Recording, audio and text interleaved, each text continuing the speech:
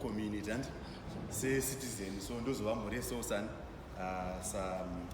semutungamiri wedu anenge ari pakati pedu. Ndoda kuvazai mose majournalists also ari pano, residents and at large we are all citizens of Zimbabwe, and that's the most important unifying force despite of our professional, our associations and everything else that might seem to have separated us. I think I like the point where you said language can actually be inflammatory and it can actually destroy a country, it can destroy marriage, even marriages as well. We have seen these things on social media. It is actually coming from the language, the pitch of the voice, the tone and everything else. And as we prepare for the elections, I think it is important that we also watch out for our tongue as we send it out on a mission. I come here representing the Election Resource Center. It is a local think tank on democracy and elections. It was founded in 2010. Our main, three of the main things that we do at ERC is to, number one, provide oversight and overall assessment of the different processes that will be happening across the country. And then we then provide what we believe is an objective assessment of the situation on the ground. So for instance, there is voter registration that was going on for the last 30 days or so. We had to deploy some people to go out and gather information, and that information is what we then share with you as updates, and that information is what we share with the Electoral Commission for them to further either improve their processes or for them to just know that the processes went on well. When things have not gone well, we then need to communicate, and I think even if things did not go on well, we then need to go back to the words that the ASCOM said. We should remember that how we then pitch these things that might not have gone well might also give us challenges at a later stage. So that's number one. Then we also provide support and capacity building to different institutions, including journalists as well. I think for some, we have met in different trainings where we need to then familiarize with the elections, because you might have trained as a journalist, but we have not probably focused much on the Electoral Act and all these electoral regulations. And it is important that we then provide this for you to be able to objectively report and assess for your own the different situations on the ground. We do that as well with civil society, other civil society organizations, community-based organizations, other residents associations, and so on and so on. Then finally, we hope in terms of mobilizing citizens to participate in these key electoral processes, because without these citizens, then these processes are useless, because they are meant to be facilitated for citizens. Hence, if the Electoral Commission says we are going to do voter registration and there's no one who pitches up, then that voter registration is actually an activity in vain. So those are the three main activities. I'm not going to focus much on ERC. I'll get into our own perspective in terms of the preparedness and what we have seen, preparedness of the electoral stakeholders. So this does not only limit our conversation to SEC, it also gives us leeway to speak to the generality of all the stakeholders that are involved in electoral processes. So number one, these are political parties, the Electoral Commission, civic society organizations, the media yourselves, the security services as well. As they were also speaking, I did take some notes to say, if they are prepared for this, then in terms of my presentation, it means I have new information. So that's also important to then look at my presentation, not from the perspective of ERC as a civic, but also reflecting on what was done by Parliament, what was done in local authorities, as they also prepare for the elections. Number one, in terms of the main thrust of my presentation, I will look at the legislative framework for elections, briefly, not everything, because if I start to read the Electoral Act, people will sleep here. Then the administrative arrangements in terms of the administration of the different electoral activities that gives us the whole process. Then finally, I will address the issue of the environment and stakeholders perspective. So this is where we are bringing in all those stakeholders that I was speaking about. So the issues of constitutional alignment and compliance to ensure that the Constitution and the laws are not speaking against each other. So it is important that we don't have a law that says you need an ID to come and register as a voter, and then another law that says, okay, an ID with this and this and that is not part of what is the requirement. So as we look at that, we are looking at some of the proposals that have been sent to Parliament by the Minister of Justice, which is the electoral amendment proposed bill. It's still in Parliament. It has not yet moved from the last time that we had from Parliament. We had hoped that sometime in February there was going to be traction. This electoral amendment carries quite a number of other things. It looks at what is considered a national ID. It looks at the different other things that were adopted as we were moving into the biometric voter registration process in 2017 that were then not aligned to the Constitution of Zimbabwe. So in terms of that, there is still nothing that we have heard from Parliament, apart from the last update that we got in November when the Minister presented that bill. Then the Electoral Act, in terms of the Electoral Act, there is nothing much that we want to talk about in the Electoral Act because everything else is within the constitutional amendments or the electoral amendment bill that has been sent to Parliament. Then the quota system for youth and women. The quota system for women, you know that it was actually expiring, so this was actually reactivated, so it's actually in motion. But there is the section on local government, the 30% quota for women in local government, again, which needs to be materialized, so it needs to be given life so that it can actually be implemented. So we know that in terms of the preparedness of the stakeholders, the political parties, they are actually prepared for that. We know from the ZANU-PF primary elections, they actually had on their ballot a youth quota system, and we know that all the political parties will be feeling this. But in terms of tightening to ensure that it's in one Bible, we have not yet seen that. So we just hope that in the next few days or so, we should be able to get that bill passed through in Parliament, and then so that these instruments can be activated. Again, under the legislative framework for elections, again, we are going to look at delimitation because it is a constitutional requirement. It's not like ZEC or anyone thinks that we need to do delimitation of boundaries. It is a constitutional requirement under Section 130 and 161 of the Constitution of Zimbabwe. So that process, the new boundaries have been signed. It's legally binding for the next 2 sets of elections. I'm putting 2 sets of elections for us to just know that it's for the next 10 years. And was after 10 years, they will then go for another round of what?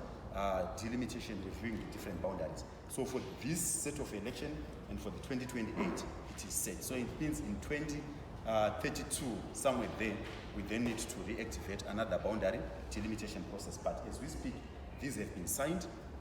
We do understand that there are challenges that have been sent to the courts, and it is upon the courts to make decisions and judgments on those challenges to the delimitation of boundaries.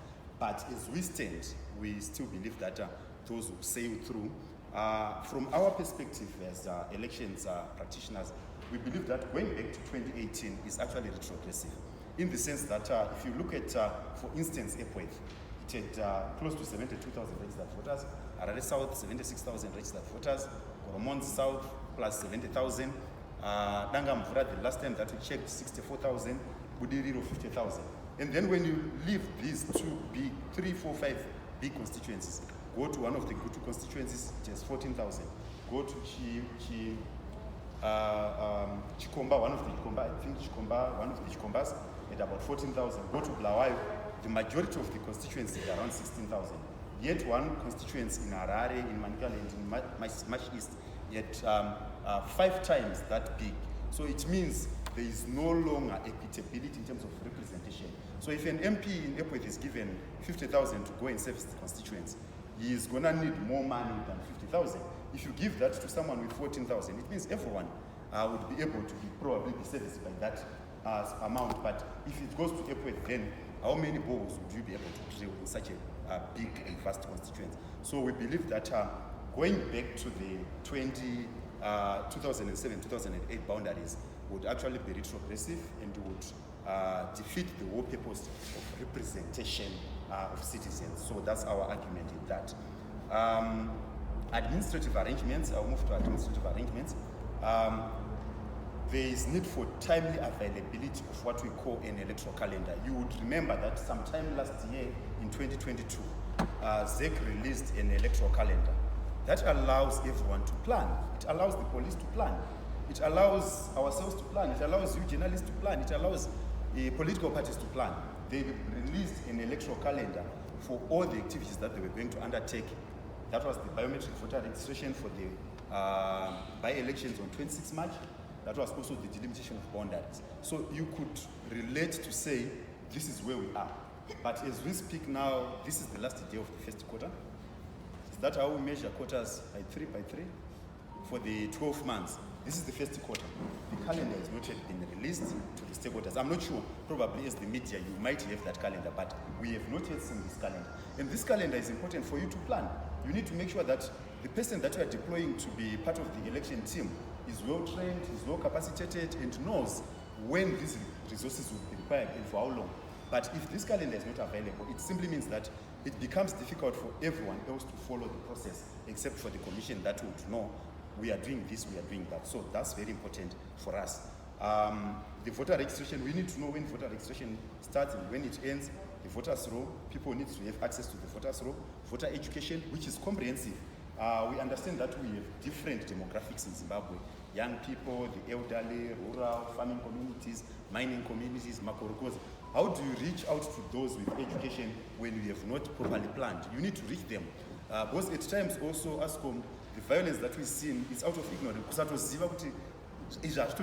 But whereas people, if we do sufficient and comprehensive voter education, which means if we need to reach a certain person in a Shona language, we do that because we have properly planned and we have properly resourced ourselves to do that. So that would actually help us. But if things are going to be a stampede, it means we are going to leave certain areas and say, avangativasiya because vari kumakorokoza kuriwo. But ikoko ndokuchazotangira our problems. And then at the end of the day, we then run into unnecessary risks, which we could have avoided by even voter education. You know, if you read the code of conduct for elections, it's very clear on what each and every one of us must do and must not do. But people do that because if I was going to ask who has yet a chance to look at the code of conduct, just a few of us might have had a view of that code of conduct, which means that without providing this to the generality of the population, we will still run into similar challenges. So voter education is at the center of any election and any electoral process. Then there's going to be a proclamation by the president. For ourselves, we had anticipated that probably if we are looking at the end of April up to probably the end of May, somewhere there within those periods and so on and so on, that could be the period that proclamation should come. How we are interpreting that is we are simply going back into the constitution.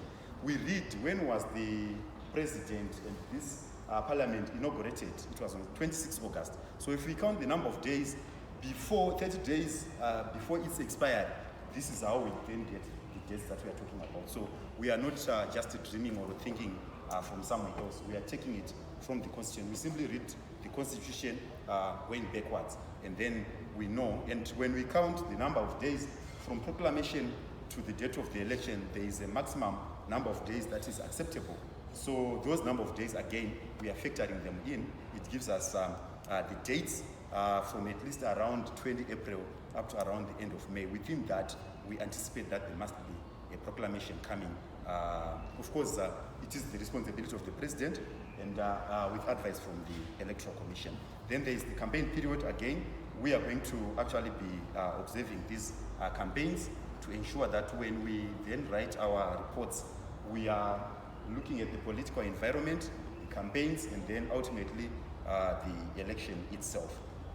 Then there is the multi-party liaison committees, and I think I've had the special investigative committees that will be constituted, or that have already been somehow constituted at the policing level, and they are simply awaiting the different dates or the different communications from the relevant offices, which is also a good thing that they are also ahead in terms of their preparations. Then electoral budget, it is important that there is a budget, a sufficient budget for the Electoral Commission. Logistics, there is logistics, hiring of people, materials, getting into different areas and so on and so on. So we have heard that the CEO of ZEC had said that they've been allocated a budget by Treasury, and they should be ready to run the election. I think they will speak for themselves, but I'm regurgitating what he actually said to some of the press members. Information and preparing the electorate. So this is important from the security services, from civil society organizations, from the Electoral Commission itself, and I think moving together things will be better. Then election material preparation as well. That's all in terms of administration of election. And then there's also the issue of mapping of polling areas where the boundaries might have shifted. So that process is also supposed to be undertaken to ensure that no single polling station goes beyond the threshold that has been set when the biometric voter registration system was adopted. I will speak about the last segment, which is environment, the political and electoral environment, and stakeholder perspective. This is, there must be genuine and sincere engagement within the stakeholders. So this engagement should be part of like this engagement that we see, which are sincere, people are honest with each other, and then if things are not right, people will say things are not right. If things are okay, people will say things are okay, can we move? And then you move in that order. So when we look at this, we look at the preparedness of the political parties. What have we seen so far? Political parties have started undertaking their primary elections. Of course, within their own political parties, there might be issues, but at least they have taken that step to say, we need to do primary elections. In any elections, there are challenges that you anticipate. And you then need to improve on those in the next cycle of elections. So if there are challenges that the parties that have undertaken the primaries have encountered, they then need to look at how do we then improve on these in the next sets of elections. All the parties so far, we have heard that they have different dates for their political party primary elections, that is selection for the candidates. Then the media again, and I think this is part of what we're talking about, both the state and the private media, independent journalists practicing, they need to also prepare for the elections. And I think part of coming here is also these preparatory stages. Then the security, I think you did speak about what they are preparing. And then citizens, finally, I think generally when everyone says Zimbabwe is in an election mood, they don't refer to Zimbabwe as in the letters that we see on that. They refer to the people that reside within the borders of Zimbabwe. And I think Zimbabweans are prepared for that election. They are ready to participate in different ways. But what we then need to ensure is that they participate in a responsible manner, in a peaceful manner, that would allow our democracy to continue to flourish. I think I will end here. Thank you.